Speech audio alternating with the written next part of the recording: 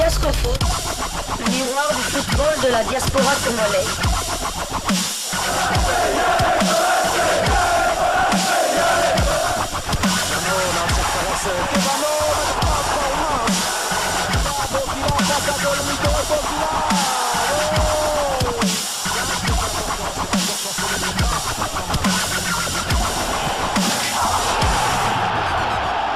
Diascofoot, le miroir du football de la diaspora congolaise. Vous êtes en train de suivre Diascofoot, le miroir du football de la diaspora congolaise. Nous sommes la veille de l'entrée en compétition de la RDC dans la CAN 2023, pour le compte de la première journée du groupe F. Avant de vous permettre de suivre un extrait de la conférence de presse d'avant-match du sélectionneur-manager des Léopards, Sébastien Desabre, suivez l'actualité de la CAN et ensuite, nous allons enchaîner avec la conférence de presse. Suivez et nous nous retrouvons tout de suite après.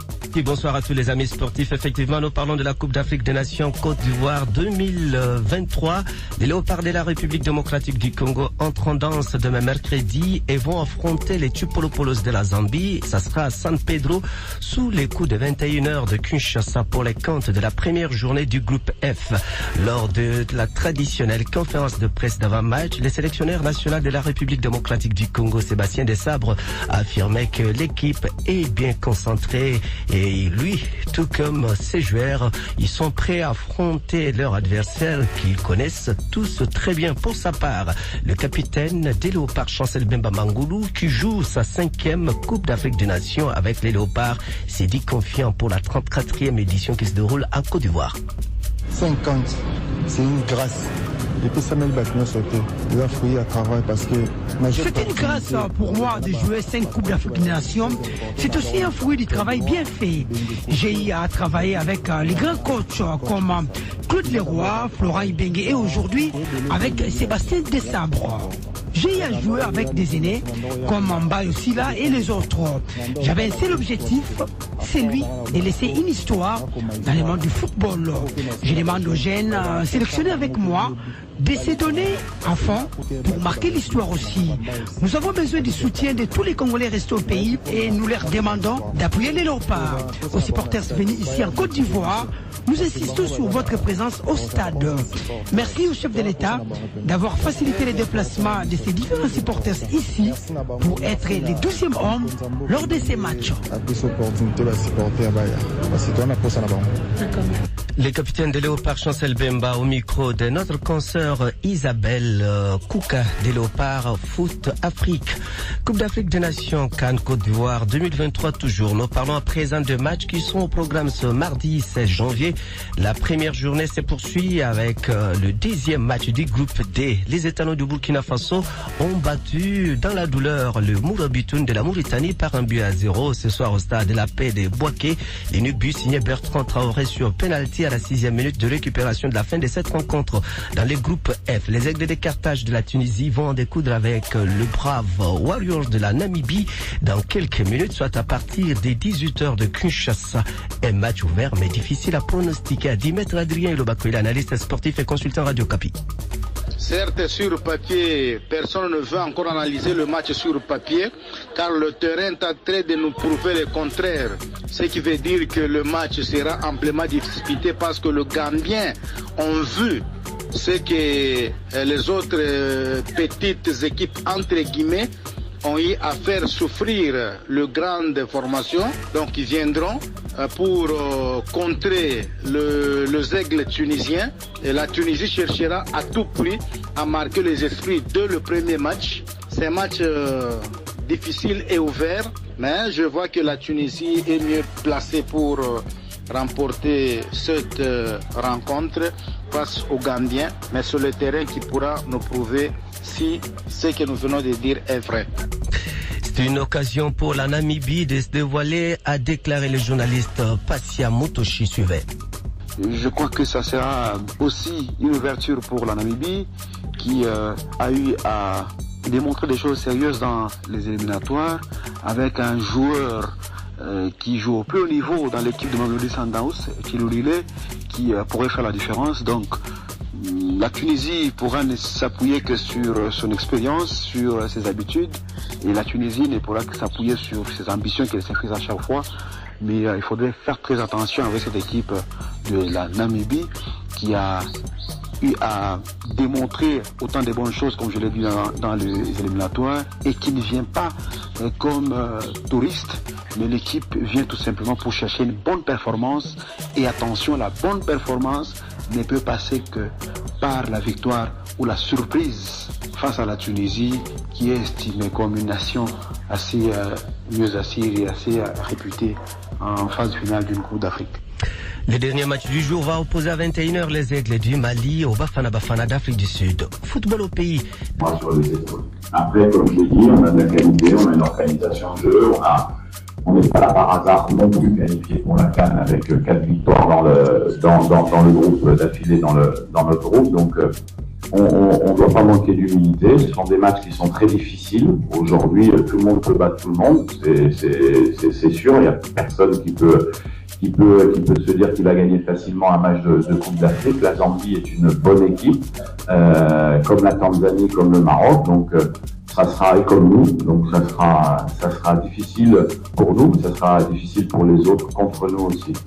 Alors sur la série de résultats, ce sont des résultats amicaux. On a vu qu'on a joué l'Angola, et l'Angola a fait 1 hier contre l'Algérie. Donc comme je disais, ce sont des bonnes équipes. Si on veut gagner absolument les 2 matchs avant une CAN, on ne prend pas le Burkina Faso qui était en demi-finale de la dernière CAN en match amical.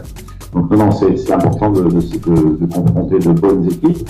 Ce qui a montré aussi qu'on a fait des bonnes choses et qu'on a fait des choses où on est encore perfectible. Mais c'est pour ça qu'on est 13e au classement FIFA équipe africaine. C'est parce qu'on est encore pas dans le gratin. Ça, c'est une réalité pour le Congo, mais on est là pour ça, on est là pour travailler, on a évolué. Il faut rappeler que le dernier vainqueur, c'est le Sénégal qui a battu l'Égypte. Les 2 équipes étaient dans le top 5. Après, l'Algérie également, l'ancien vainqueur, dans le top 5. Le Cameroun était dans le top 5. La Côte d'Ivoire, il y a 4 éditions, était dans le top 5 aussi. Donc, à part la Zambie en 2012 qui avait créé vraiment la surprise, on peut dire qu'il y a des strates à respecter avant de gagner des CAN. Ça c'est la réalité. Maintenant, des exploits ne sont pas impossibles dans une compétition quand on part en tant qu'outsider. Donc on sait qu'on a beaucoup d'attentes autour de notre équipe, on va tout donner.